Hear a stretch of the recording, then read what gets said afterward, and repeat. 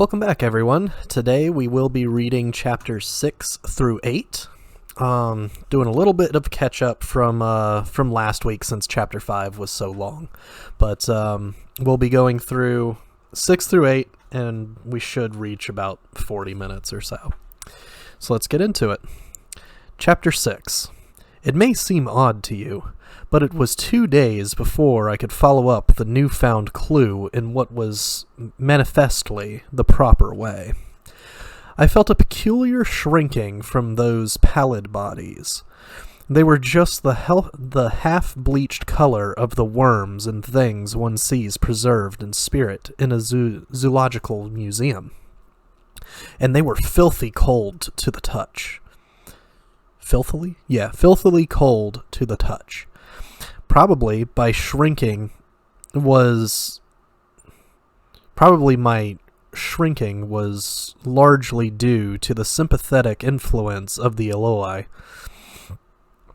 whose disgust of the Morlocks I now began to appreciate. The next night, I did not sleep well. Probably my health was a little disordered. I was oppressed with perplexity and doubt. Once or twice I had a feeling of intense fear for which I could perceive no definite reason. I remember creeping noisily into the great hall where the little people were sleeping in the moonlight. That night Weena was among them, and feeling reassured by their presence. It occurred to me, even then, that in the course of a few days the moon must pass through its last quarter, and the nights grow dark, when the appearances of these unpleasant creatures from below, these whitened lemurs, this new vermin that had replaced the old, might be more abundant. And on both these days I had the restless feeling of one who shirks an inevitable duty. I felt assured that the time machine was only to be recovered by boldly penetrating these underground mysteries. Yet I could not face the mystery. If only I had had a companion, it would have been different. But I was so horribly alone, and even to chamber down into the darkness of the well appalled me. I don't know if you will understand my feeling, but I never felt quite safe at my back. It was this restlessness, this insecurity perhaps, that drove me further and further afield in my exploring expeditions. Going to the southwestward towards the rising country that is now called Combe Wood, I observed far off, in the direction of 19th century Banstead, a vast green structure, different in character from any I had hitherto seen. It was larger than the largest of the palaces or ruins I knew, and the facade had an oriental look, the face of it having the luster, as well as the pale green tint, a kind of bluish green of a certain type of Chinese porcelain. This difference in aspect suggested a difference in use, and I was minded to push on and explore. But the day was growing late, and I had come upon the site of the place after a long and tiring circuit.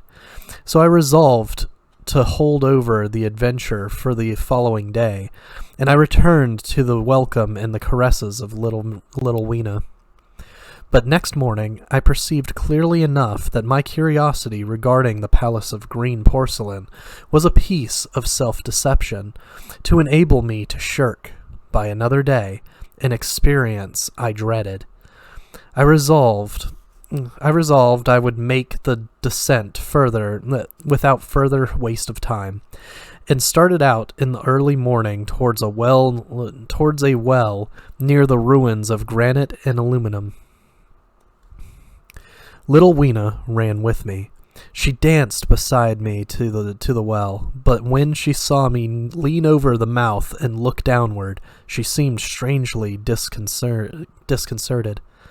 "Goodbye, little Weena," I said, kissing her, and then, putting her down, I began to feel over the parapet for the climbing hooks. Rather hastily, I may as well confess, for I feared my courage might leak away. At first she watched me in amazement. Then she gave a most piteous cry, and running to me, began to pull at me with her little hands. I think her opposition nerved me rather to proceed. I shook her off, perhaps a little roughly, and in another moment I was in the throat of the well. I saw her agonized face over the parapet, and smiled to reassure her. Then I had to look down at the unstable hooks to which I clung. I had to clamber down a shaft of perhaps 200 yards. The descent was effected by means of metallic bars projecting from the sides of the well, and these being adapted to the needs of a creature much smaller and lighter than myself. I was speedily cramped and fatigued by the descent, and not simply fatigued. One of the bars bent suddenly under my weight and almost swung me off into the blackness beneath. For a moment I hung by one hand, and after that experience I did not dare to rest again. Though my arms and back were presently acutely painful, I went on clambering down the sheer descent with as quick a motion as possible. Glancing upward, I saw the aperture, a small blue disk in which a star was visible, while little Weena's head showed as a round black projection. The thudding sound of a machine below grew louder and more oppressive. Everything save that little disk above was profoundly dark, and when I looked up again, Weena had disappeared. I was in an agony of discomfort. I had some thought of trying to go up the shaft again and leave the underworld alone, but even while I turned this over in my mind, I continued to descend.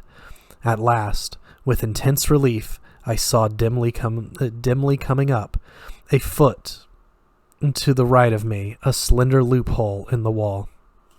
Swinging myself in, I found it was the aperture of a narrow horizontal tunnel in which I could lie down and rest. It was not too soon. My arms ached, my back was cramped, and I was trembling with the prolonged terror of a fall. Besides this, the unbroken darkness had had a distressing effect upon my eyes. The air was full of the throb and hum of machinery pumping air down the shaft. I do not know how long I lay. I was roused by a soft hand, touching my face, starting up in the darkness. I snatched at my matches, and hastily striking one, I saw 3 stooping white creatures, similar to the one I had seen above ground in the ruin, hastily retreating before the light. Living, as they did, in what appeared to me impenetrable darkness, their eyes were abnormally large and sensitive, just as are the pupils of the abysmal fishes, and they reflected the light in the same way. I have no doubt they could see me in that rayless obscurity, and they did not seem to have any fear of me apart from the light. But, soon as I struck a match in order to see them, they fled incontinently, vanishing into dark gutters and tunnels, from which their eyes glared at me in the strangest fashion. I tried to call to them, but the language they had was apparently different from that of the upper world people, so that I was needs left to my own unaided efforts, and the thought of flight before exploration was even then in my mind. But I said to myself, "You are in for it now," and feeling my way along the tunnel, I found the noise of machinery grow louder. Presently, the walls fell away from me, and I came to a large open space, and striking another match, saw that I had entered a vast arched cavern, which stretched into utter darkness beyond the range of my light. The view I had of it was as much as one could see in the burning of a match. Necessarily, my memory is vague. Great shapes like big machines rose out of the dimness and cast grotesque black shadows in which dim spectral Morlocks sheltered from the glare. The place, by the by, was very stuffy and oppressive, and the faint halitus of freshly shed blood was in the air. Some way Some way down the central vista was a little table of white metal, laid with what seemed a meal. The Morlocks, at any rate, were carnivorous. Even at the time, I remember wondering what large animal could have survived to furnish the red joint I saw. It was all very indistinct. The heavy smell, the big, unmeaning shapes, the obscene figures lurking in the shadows and only waiting for the darkness to come at me again. Then the match burned down and stung my fingers and fell, a wriggling red spot in the blackness. I have thought since how particularly ill-equipped I was for such an experience. When I had started with the time machine, I had started with the absurd assumption that the men of the future would certainly be indefinitely ahead of ourselves in all their appliances. I had come without arms, without medicine, without anything to smoke. At times I missed tobacco frightfully, even without enough matches. If only I had thought of a Kodak. I could have flashed that glimpse of the underworld in a second and examined it at leisure, but, as it was, I stood there with only the weapons and the powers that nature had endowed me with. Hands, feet, and teeth, these and 4 safety matches that still remained to me. I was afraid to push my way in among all the machinery in the dark, and it was only with my last glimpse of light I discovered that my store of matches had run low. It had never occurred to me until that moment that there was any need to economize them, and I had wasted almost half the box in astonishing the upperworlders, to whom fire was a novelty. Now, as I say, I had 4 left, and while I stood in the dark, I hand-touched mine. Lank fingers came feeling over my face, and I was sensible of a peculiar, unpleasant odor. I fancied I heard the breathing of a crowd of those dreadful little beings about me. I felt the box of matches in my hand being gently disengaged, and other hands behind me plucking at my clothing. The sense of these unseen creatures examining me was indescribably unpleasant. The sudden realization of my ignorance of their ways of thinking and doing came home to me very vividly in the darkness. I shouted at them as loudly as I could. They strayed away, and then I could feel them approaching me again. They clutched at me more boldly, whispering odd sounds to each other. I shivered violently and shouted again, rather discordantly. This time, they were not so seriously alarmed, and they made a queer laughing noise as they came back at me. I will confess, I was horribly frightened. I determined to strike another match and escape under the protection of its glare. I did so, and eking out the flicker with a scrap of paper from my pocket, I made good my retreat to the narrow tunnel. But I had scarce entered this when my light was blown out, and in the blackness I could hear the Morlocks rustling like wind among leaves, and pattering like the rain, as they hurried after me. In a moment I was clutched by several hands, and there was no mistaking that they were trying to haul me back. I struck another light and waved it in their dazzled faces. You can scarce imagine how nauseatingly inhuman they looked, those pale, chinless faces and great, lidless, pinkish-gray eyes, as they stared in their blindness and bewilderment. But I did not stay to look, I promise you. I retreated again, and when my second match had ended, I struck my third. It had almost burned through when I reached the opening into the shaft. I lay down on the edge, for the throb of the great pump below made me giddy. Then I felt sideways for the projecting hooks, and, as I did so, my feet were grasped from behind, and I was violently tugged backward. I lit my last match, and it incontinently went out, but I had my hand on the climbing bars now, and kicking violently, I disengaged myself from the clutches of the Morlocks, and was speedily clambering up the shaft while they stayed peering and blinking up at me. All but one little wretch who followed me for some way, and well nigh secured my boot as a trophy. That climb seemed interminable to me. With the last 20 or 30 feet of it, a deadly nausea came upon me. I had the greatest difficulty in keeping my hold. The last few yards was a frightful struggle against this faintness.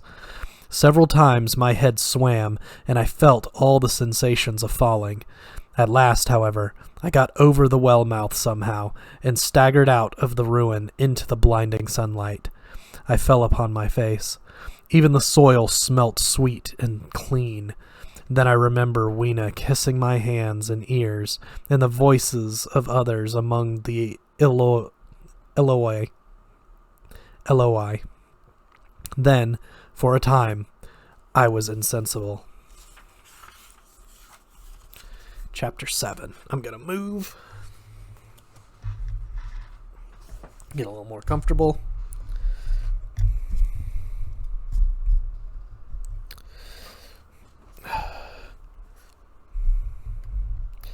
Now, indeed, I seemed in a worse case than before. Hitherto, except during my night's anguish at the loss of the time machine, I had felt a sustaining hope of ultimate escape. But that hope was staggered by these new discoveries. Hitherto, I had merely thought myself impeded by the childish simplicity of the little people and by some unknown forces which I had only to understand to overcome. But there was an altogether new element in this sickening quality of the Morlocks, a something inhuman and malign. Instinctively I loathed them. Before, I had felt as a man might feel who had fallen into a pit. My concern was with the pit and how to get out of it. Now, I felt like a beast in a trap, whose enemy would come upon him soon. The enemy I dreaded may surprise you. It was the darkness of the new moon. Weena had put this into my head by some at first incomprehensible remarks about the dark nights. It was not now such a very difficult problem to guess what the coming dark nights might mean. The moon was on the wane, each night there was a longer interval of darkness, and I now understood to some slight degree at least the reason of the fear of the little upper world people for the dark. I wondered vaguely what foul villainy it might be that the Morlocks did under the new moon. I felt pretty sure now that my second hypothesis was all wrong. The upper world people might once have been the favored aristocracy, and the Morlocks their mechanical servants, but that had long since passed away. The two species that had resulted from the evolution of man were sliding down towards, or had already arrived at, an altogether new relationship. The Eloi, like the Loving-Ian kings, had decayed to a mere beautiful futility. They still possessed the earth on sufferance, since the Morlocks, subterranean for innumerable generations, had come at last to find the daylit surface intolerable, and the Morlocks made their garments, I inferred, and maintained them in their habitual needs, perhaps through the survival of an old habit of service. They did it as though the survival of an old... They did it as a standing horse paws with its foot, or as a man enjoys killing animals in sport, because ancient and departed necessities had impressed it on the organism. But clearly, the old order was already in part reversed. The nemesis of the delicate ones was creeping on apace. Ages ago, thousands of generations ago, man had thrust his brother man out of the ease and the sunshine. And now that brother was coming back, changed. Already the Eloi had begun to learn one old lesson anew. They were becoming reacquainted with fear, and suddenly there came into my head the memory of the meat I had seen in the underworld. It seemed odd how it floated into my mind, not stirred up, as it were, by the current of my meditations, but coming in almost like a question from outside. I tried to recall the form of it.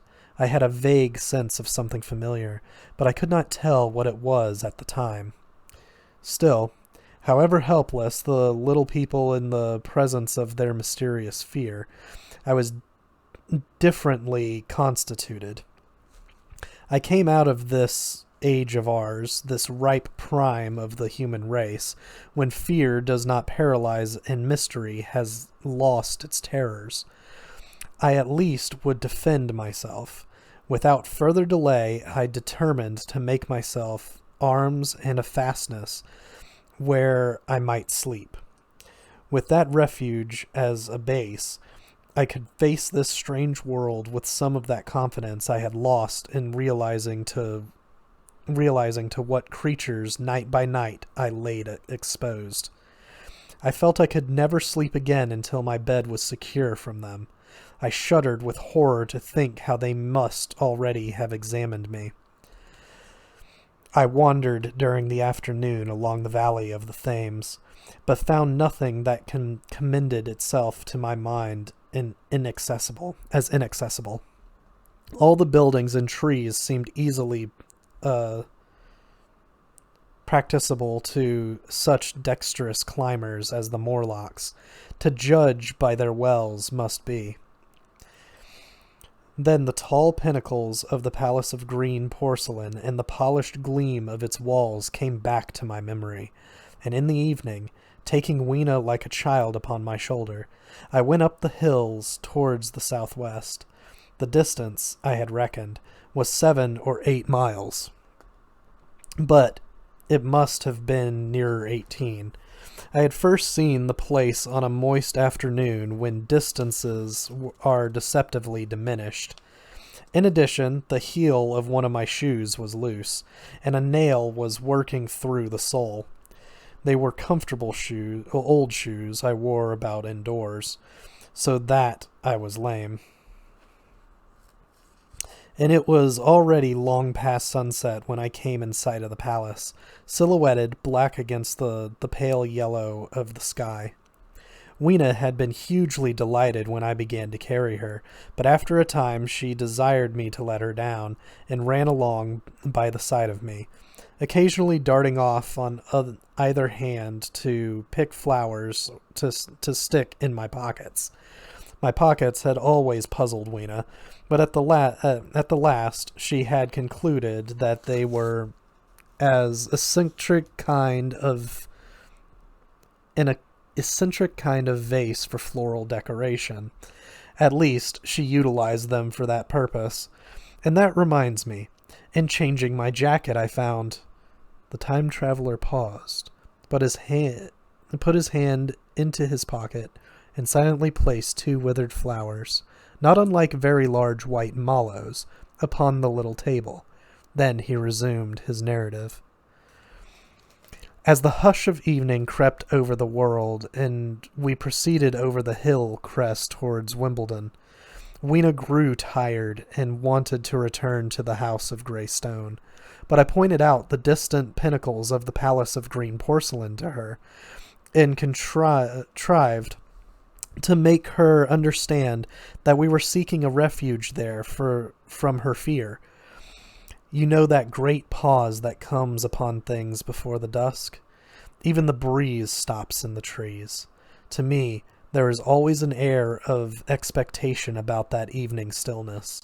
The sky was clear, remote, an empty safe for a few horizontal bars far down in the sunset. Well, that night the expectation took the color of my fears. In that darkling calm my senses seemed eternally sharpened. I fancied I could even feel the hollowness of the ground beneath my feet, could, indeed, almost see through it the Morlocks on their anthill, going hither and thither, and waiting for the dark. In my excitement, I fancied that they would receive my invitation of their burrows as a declaration of war, and why had they taken my time machine? So we went on in the quiet, and the twilight deepened into night. The clear blue of the distance faded, and one star after another came out. The ground grew dim, and the trees black. Weena's fears and her fatigue grew upon her. I took her in my arms and talked to her and caressed her.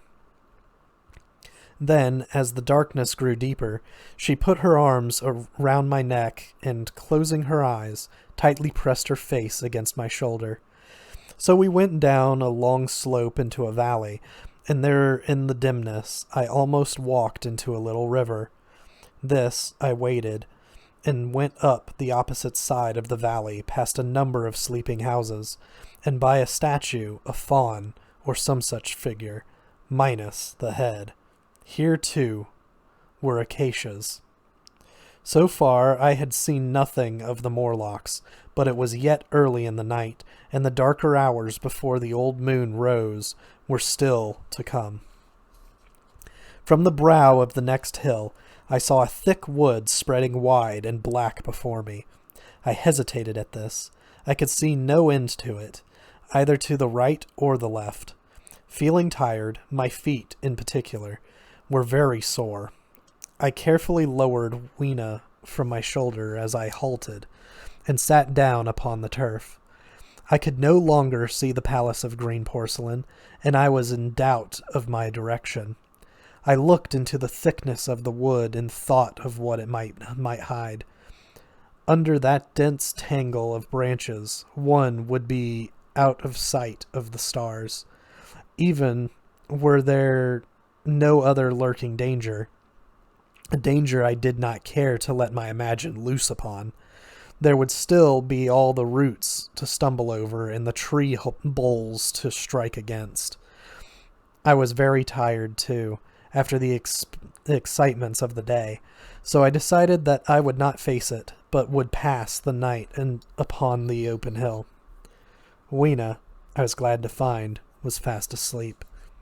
I carefully wrapped her in my jacket and sat down beside her to wait for the moonrise.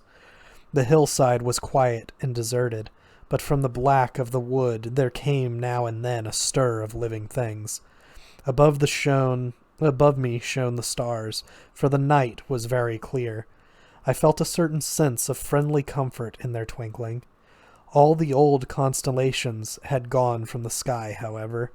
That slow movement, which is imperceptible in 100 human lifetimes, had long since rearranged them in unfamiliar groupings. But the Milky Way, it seemed to me, was still the same tattered streamer of stardust as of yore. Southward, as I judged it, was a very bright red star that was new to me. It was even more splendid than our own green Sirius. And amid all these scintillating points of light, one bright planet shone kindly and steadily like the face of an old friend. Looking at these stars suddenly dwarfed my own troubles and all the gravities of terrestrial life. I thought of their unfathomable distance and the slow, inevitable drift of their movements out of the unknown past into the unknown future. I thought of the great precessional cycle that the pole of the earth describes. Only 40 times had that silent revolution occurred during all the years that I had traversed. And during these few revolutions, all the activity, all the traditions, the complex organizations, the nations, languages, literatures, apparitions, even the mere memory of man as I knew him, had been swept out of existence. Instead, were these frail creatures who had forgotten their high ancestry and the white things of which I went in terror. When I thought of the great fear that was between the two species, and for the first time, with a sudden shiver, came the clear knowledge of what the meat I had seen might be. Yet it was too horrible. I looked at little Weena sleeping beside me, her face white and starlike under the stars, and forthwith dismissed the thought. Through that long night I held my mind off the Morlocks as well as I could, and whiled away the time by trying to fancy I could find signs of the old constellations in the new confusion. The sky crept very clear, except for a hazy cloud or so. No doubt I dozed at times. Then, as my vigil wore on, came a faintness in the eastward sky, like the reflection of some colorless fire, and the old moon rose, thin and peaked and white. And close behind, and overtaking it, and overflowing it, the dawn came, pale at first, and then growing pink and warm. No Morlocks had approached us. Indeed, I had seen none upon the hill that night, and in the confidence of renewed day, it almost seemed to me that my fear had been unreasonable. I stood up and found my foot with the loose heel swollen at the ankle and painful under the heel. So I sat down again, took off my shoes, and flung them away. I awakened Weena, and we went down into the wood, now green and pleasant instead of black and foreboding. We found some fruit wherewith to break our breakfast. We soon met others of the dainty ones, laughing and dancing in the sunlight as though there was no such thing in nature as the night. And then I thought once more of the meat that I had seen. I felt assured now of what it was, and from the bottom of my heart I pitied this last feeble rill from the great flood of humanity. Clearly, at some time in the long ago of human decay, the Morlocks' food had run short. Possibly they had lived on rats and such like vermin. Even now, man is far less discriminating and exclusive in his food than he was far less than any monkey. His prejudice against human flesh in no deep-seated instinct. And so these inhuman sons of men, I tried to look at the thing in a scientific spirit. After all, they were less human and more remote than our cannibal ancestors of 3,000 or 4,000 years ago, and the intelligence that would have made this state of things a torment had gone. Why should I trouble myself? These Eloi were mere fatted cattle, which the ant-like Morlocks preserved and preyed upon, probably saw to the breeding of, and there was Weena dancing at my side. Then I tried to preserve myself from the horror that was coming upon me, by regarding it as a rigorous punishment of human selfishness. Man had been content to live in ease and delight upon the labors of his fellow man, had taken necessity as his watchword and excuse, and in the fullness of time necessity had come home to him. I even tried a Carlyle-like scorn of this wretched atrocity and decay, but this attitude of mind was impossible. However great their intellectual degradation, the Eloi had kept too much of the human form not to claim my sympathy, and to make me, perforce, a sharer in their degradation and their fear. I had at that time very vague ideas as to the course I should pursue. My first was to secure some safe place of refuge, and to make myself such arms of metal or stone as I could contrive. That necessity was immediate. In the next place, I hoped to procure some means of fire, so that I should have the weapon of a torch at hand for nothing. For nothing, I knew, would be more efficient against these Morlocks. Then, I wanted to arrange some contrivance to break open the doors of bronze under the White Sphinx. I had it in mind a battering ram. I had a persuasion that if I could enter these doors and carry a blaze of light before me, I should discover the time machine and escape. I could not imagine the Morlocks were strong enough to move it far away. Weena I had resolved to bring with me to our own time, and turning such schemes over in my mind, I pursued our way towards the building which my fancy had chosen as our dwelling. Chapter 8. I found the Palace of Green Porcelain when we approached it about noon, deserted and falling into ruin. Only ragged vestiges of glass remained in its windows, and great sheets of the green facing had fallen away from the corroded metallic framework. It lay very high upon a turfy down, and looking northeastward before I entered it, I was surprised to see a large estuary, or even creek, where I judged Wandsworth and Battersea must once have been. I thought then, though I never followed up the thought, of what might have happened, or might be happening, to the living things in the sea. The material of the palace proved on examination to be indeed porcelain, and along the face of it I saw an inscription in some unknown character. I thought, rather foolishly, that Weena might help me to interpret this, but I only learned that the bare idea of writing had never entered her head. She always seemed to me, I fancy, more human than she was. Perhaps because her affection was so human. Within the big valves of the door, which were open and broken, we found, instead of the customary hall, a long gallery lit by many side windows. At the first glance, I was reminded of a museum. The tilted floor was thick with dust, and a remarkable array of miscellaneous objects was shrouded in the same green covering. Then I perceived, standing strange and gaunt in the center of the hall, what was clearly the lower part of a huge skeleton. I recognized by the oblique feet that it was some extinct creature after the fashion of the Megatherium.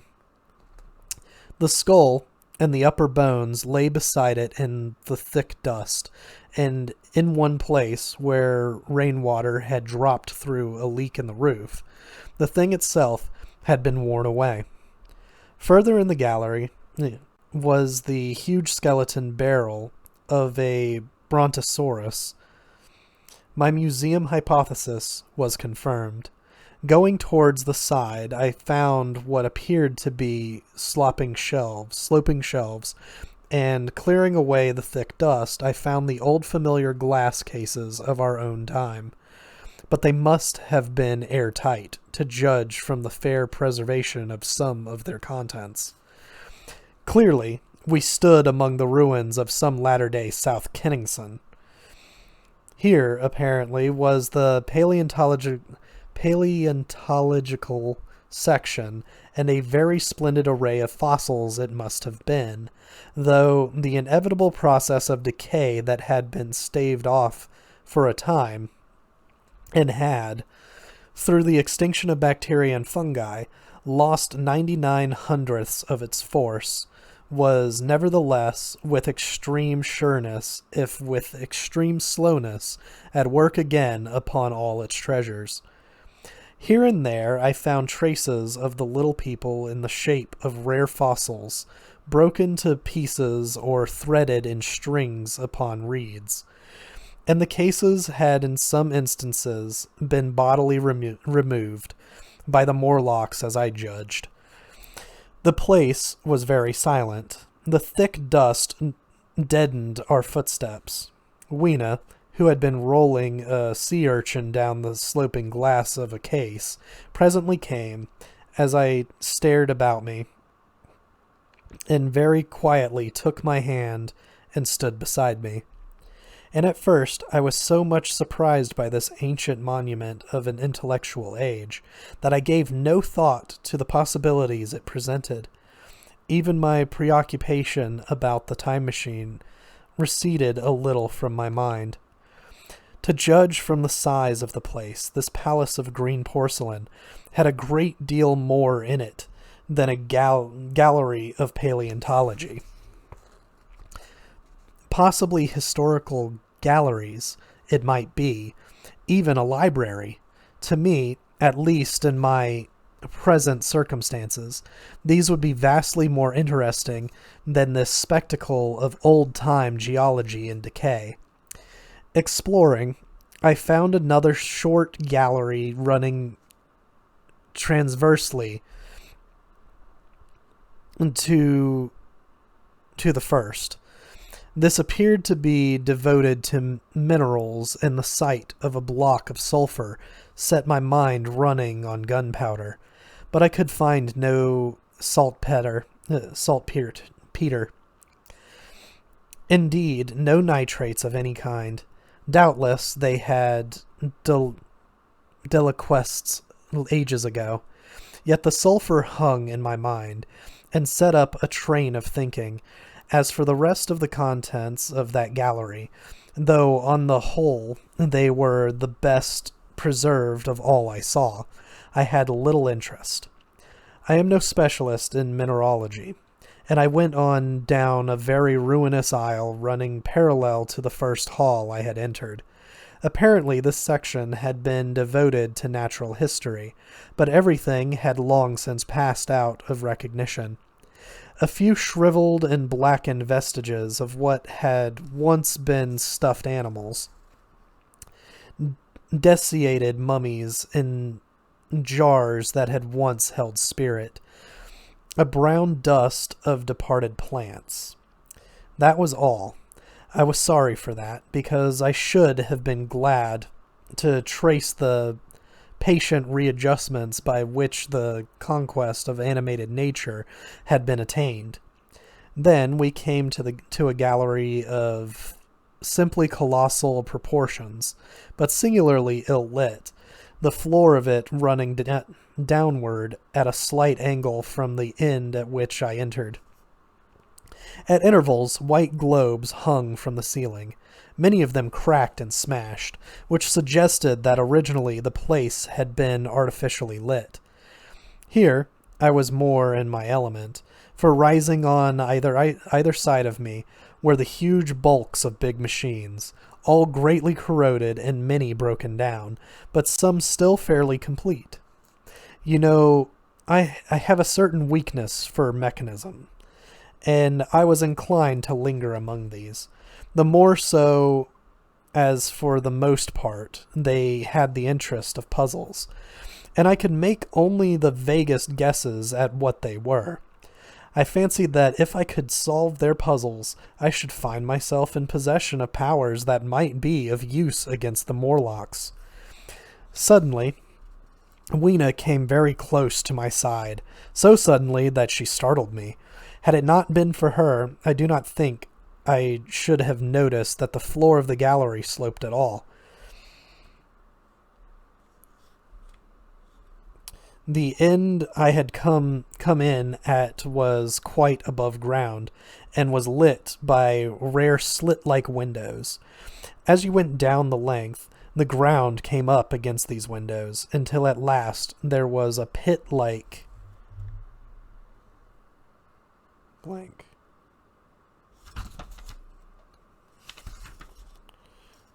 It was a pit like it may be, of course, that the floor did not slope, but that the museum was built into the side of a hill. Oh, okay, there's a little number there. Okay. At the area of a London house before each, and only a narrow line of daylight at the top. I went slowly along, puzzling about the machines, and had been too intent upon them to notice the gradual diminution of the light, until Weena's increasing apprehensions drew my attention. Then I saw that the gallery ran down at last into a thick darkness. I hesitated, and then, as I looked round me, I saw that the dust was less abundant, and its surface less even. Further away, towards the dimness, it appeared to be broken by a number of small, narrow footprints. My sense of the immediate presence of the Morlocks revived at that. I felt that I was wasting my time in this academic examination of machinery. I called to mind that it was already far advanced in the afternoon, and that I had still no weapon, no refuge, and no means of making a fire. And then down in the remote blackness of the gallery, I heard a peculiar pattering, and the same odd noises I had heard down the well. I'm going to move one more time.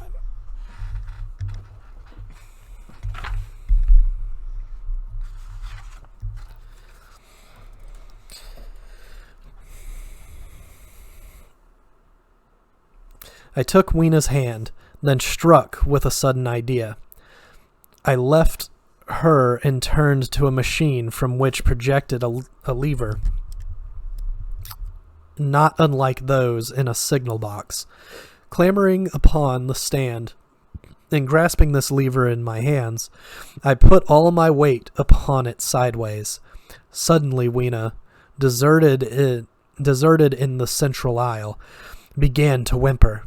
I had judged the strength of the lever pretty correctly, for it snapped after a minute's strain, and I rejoined her with a mace in my hand more than sufficient, I judged, for any Morlock skull I might encounter. And I longed very much to kill a Morlock or so. Very inhuman, you may think, to want to go killing one's own descendants. But it was impossible, somehow, to feel any humanity in the things. Only my disinclination to leave Weena, and a persuasion that if I began to slake my thirst for murder, my time machine might suffer, restrained me from going straight down the gallery and killing the brutes I heard. Well, mace in one hand and Weena in the other, I went out of the gallery and into another and still larger one, which at the first glance reminded me of a military chapel hung with tattered flags.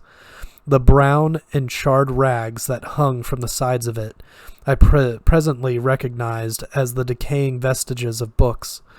They had long since dropped to pieces, and every semblance of print had left them, but here and there were warped boards and cracked metallic clasps that told the tale well enough. Had I been a literary man, I might, perhaps, have moralized upon the futility of all ambition, but as it was, the thing that struck me was keenest force was the enormous waste of labor to which this somber wilderness of rotting paper testified. At the time, I will confess that I thought chiefly of the philosophical transactions in my own 17 papers upon physical optics. Then, going up a broad staircase, we came to what may once have been a gallery of technical chemistry, and here I had not a little hope of useful discoveries. Except at one end where the roof had collapsed, this gallery was well preserved. I went eagerly to every unbroken case, and at last, in one of the very airtight cases, I found a box of matches. Very eagerly I tried them. They were perfectly good. They were not even damp. I turned to Weena.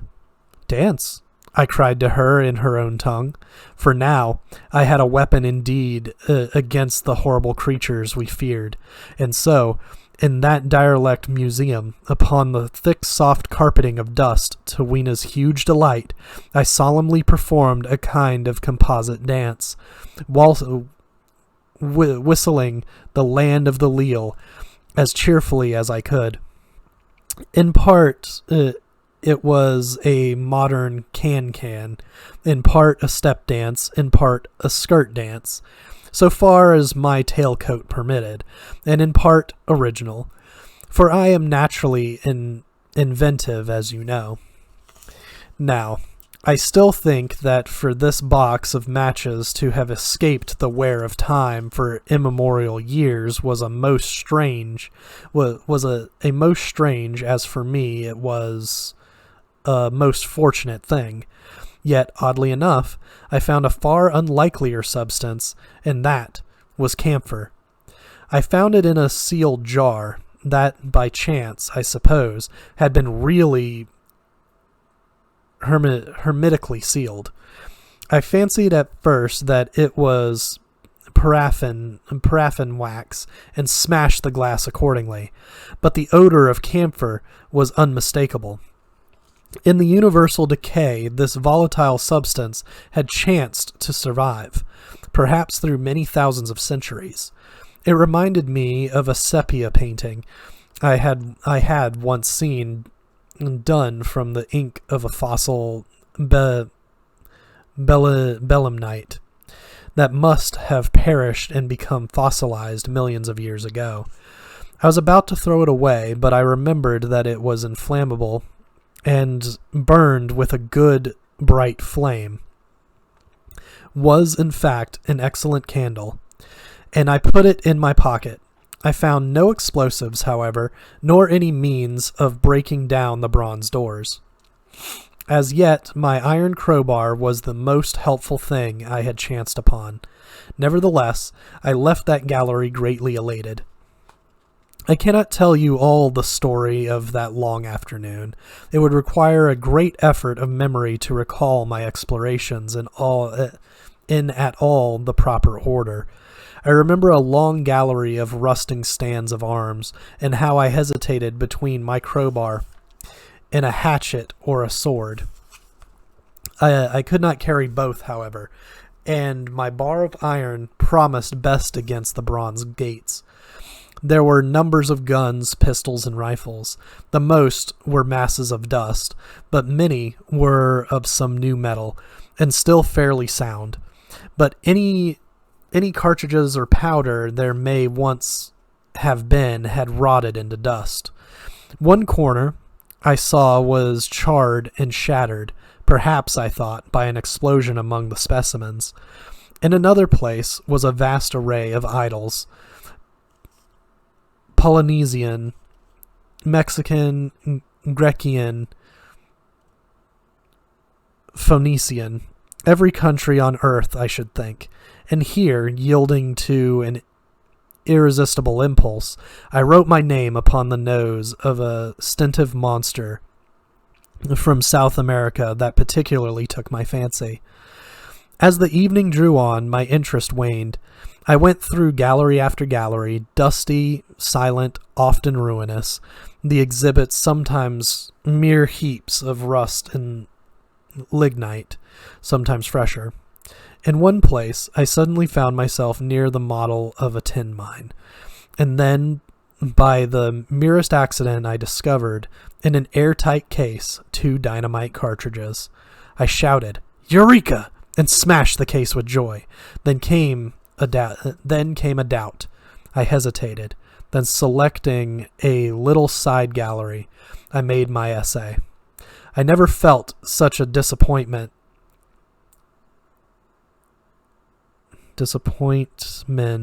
as I did in waiting 5, 10, 15 minutes for an explosion that never came. Of course the things were dummies, as I might have guessed from their presence. I really believed that, had they not been so, I should have rushed off incontently and blown Sphinx bronze doors, and, as it proved, my chances of finding the time machine altogether into non-existence. It was after that, I think, that we came to a little open court within the palace. It was turfed and had 3 fruit trees, so we rested and refreshed ourselves. Towards sunset, I began to consider our position. Night was creeping upon us, and my inaccessible hiding place had still to be found. But that troubled me very little now. I had in my possession a thing that was perhaps the best of all defense against the Morlocks. I had matches. I had the camphor in my pocket too, if a blaze were needed.